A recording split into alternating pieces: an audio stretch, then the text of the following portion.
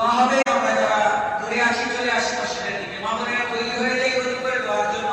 প্রিয় ভাইরা আমার, সালমান রাহমাতুল্লাহি আলাইহির কথা বলছিলাম, তিনি তাকে কাফেরদের হাতে তুলে দেবে বলে ওনার বিবি কি বলল, কাফেরদের দেওয়া লোহার শিকল পায়ে হাতে জড়িয়ে দিল। সালমান রাহমাতুল্লাহি আলাইহি আল্লাহ তাআলা এত ক্ষমতা দিয়েছিলেন, একটা মাত্র লোহার জিঞ্জির ছিঁড়ে গেল, শিকল খুলে গেল, ওনাকে ধরতে পারল না। কাফেররা সরায়াত করলো। কাফেররা পালিয়ে যাওয়ার পর দেখছে যে সালমান রাহমাতুল্লাহি আলাইহিকে দড়ি দিয়ে বাঁধার পরেও তাকে খুলে নিয়ে যাওয়া গেল না।